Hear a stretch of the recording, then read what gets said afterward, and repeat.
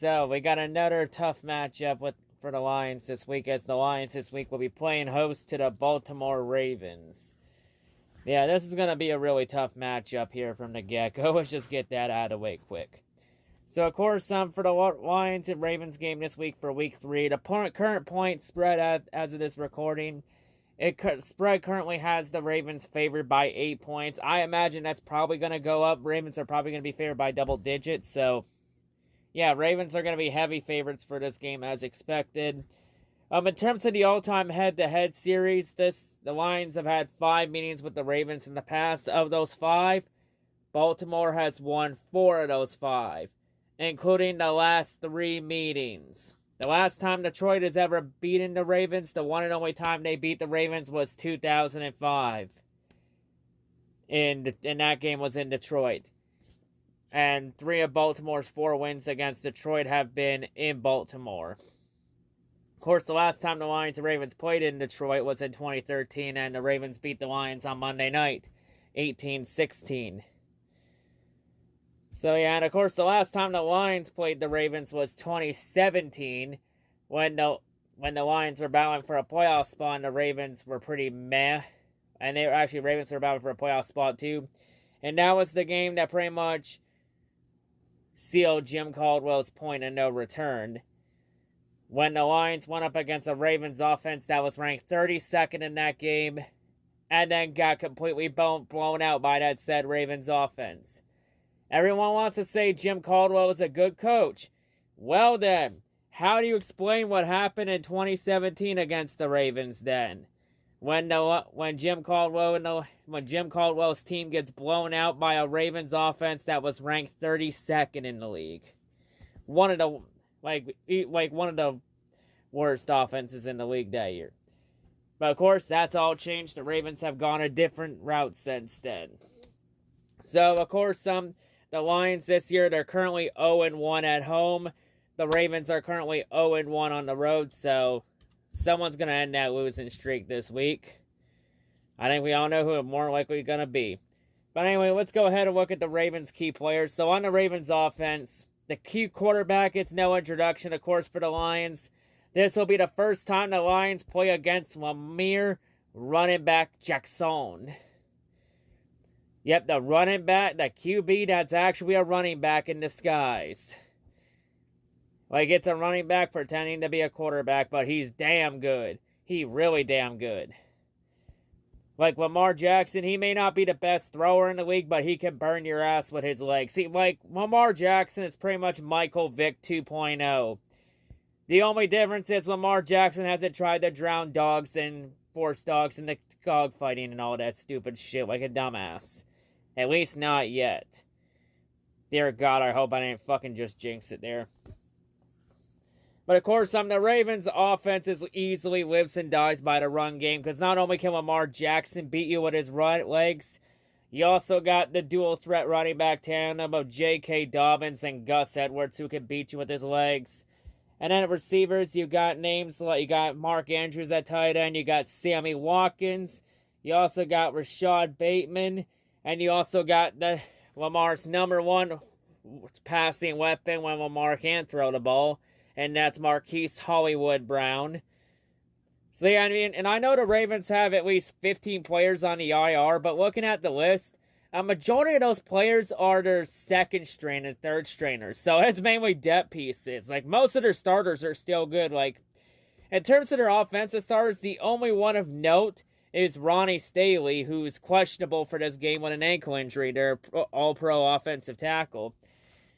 But in terms of the Ravens' defense, they got a lot of names. You know, they got Marlon Humphrey. You also got Marcus Peters. You also got in the secondary, you also got names like Calais Campbell. You got Brandon Williams, who's questionable for this game with a neck injury. You got Derek Wolfe, who's also questionable for this game with a back injury on this Ravens offensive line. And you also got Justin Madubuke, who could be a rising star in that line too. But you also got Tyrus Bowser in there on edge rusher. And then you got a lot of keys in the linebacking corner like Fernell McPhee. You also got Jalen Ferguson. You also got their rookie first-round pick this year, Dave Fowell, who's really had 2 great games so far this year. He's really made plays so far to open his career, so he's really been good.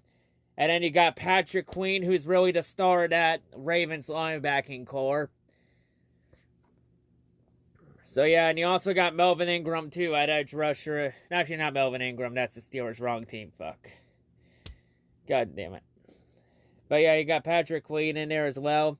And then secondary, not only did I mention Marlon Humphrey and Marcus Peters in there, you also got a lot of other playmakers in there. You got Tavon Young in there.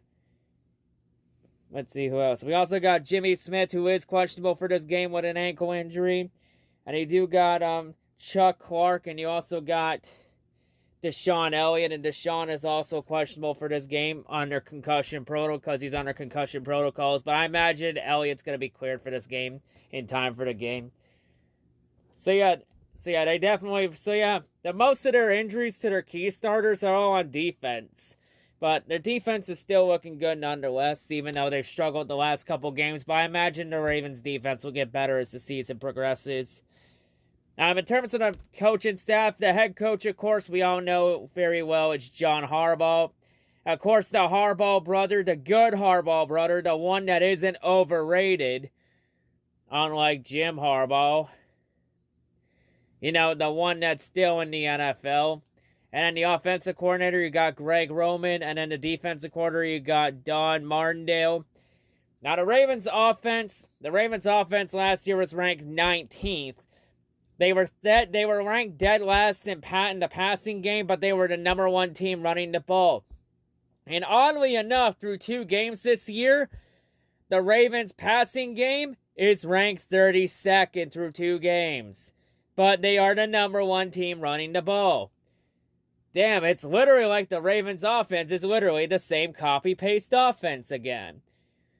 But of course, some of the Ravens defense, even though the defense has struggled to start the year, I feel like the Ravens are going to get back to where they were last year, which was a top 10 defense, since the Ravens defense last year was ranked 7th, as they were 6th against the pass and 8th against the run.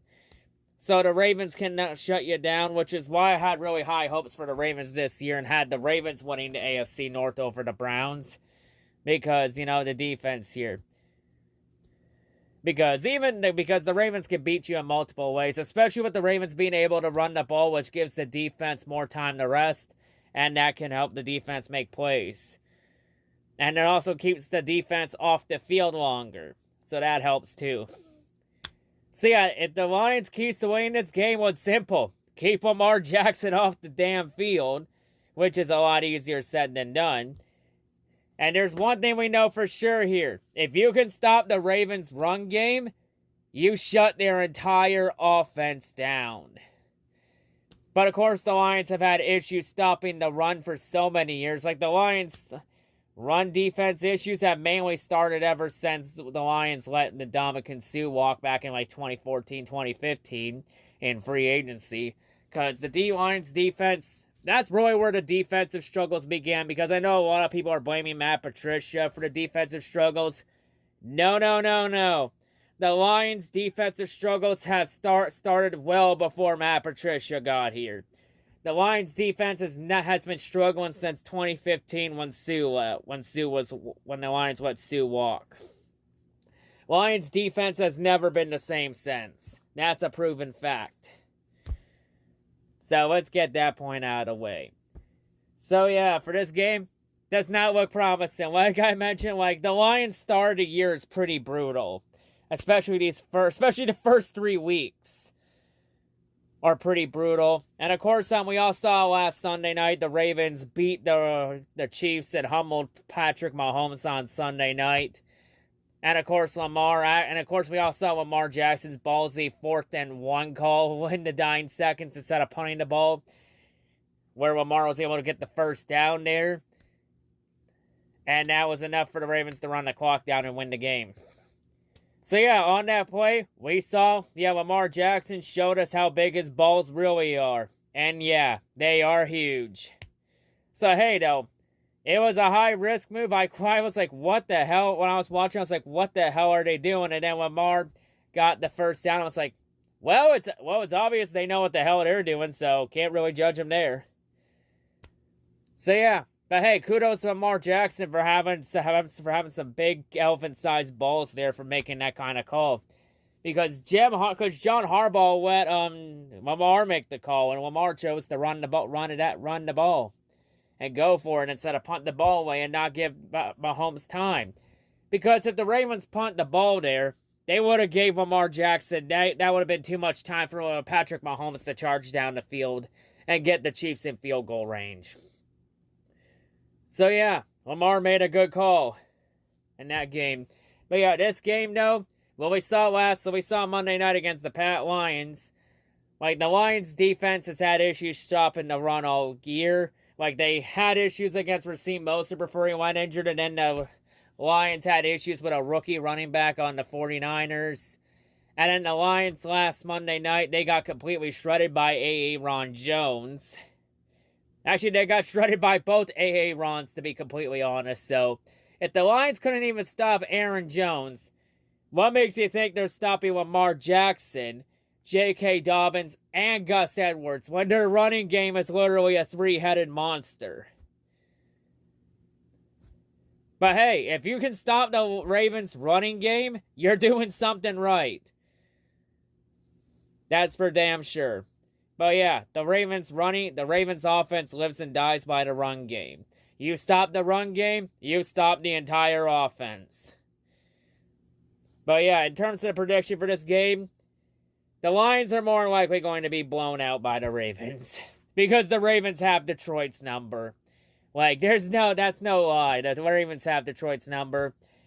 And I think the Lions might be able to keep it competitive for the first part of the game, like they did against the Packers. But I feel like the second half, the Lions are probably going to end up running out of gas, and the Ravens are going to pull away in the second half. So yeah, I got the Ravens winning this game so pretty handily. So yeah, I think after this game, the Lions season pretty much will be effectively over after this game. Because after this game, I imagine the Lions are more likely going to fall to 0-3. And the saying has been in the NFL that if you start your season 0-3, your season's effectively over, because since 1980, only 5 teams in NFL history have started 0-3 and went on to make the playoffs that year. Of course, the last time it happened was with the Buffalo Bills in 1998. Almost 22 years ago. And of course, the Lions are one of those 5 teams that have started 0-3 and went on to make the playoffs that year. But of course, the year the Lions did that was 1995, and that was almost 26 years ago. However, though, that was under a 16-game regular season. This year's a 17-game regular season, but I imagine more likely, as the old saying goes, the more things change, the more they stay the same. So yeah, all I say is to most Lions fans, the real Lions fans, not the fakes, I hope you have alcohol on hand, because this is going to be a long Sunday afternoon. But yeah. And yeah. So yeah, not much to say here.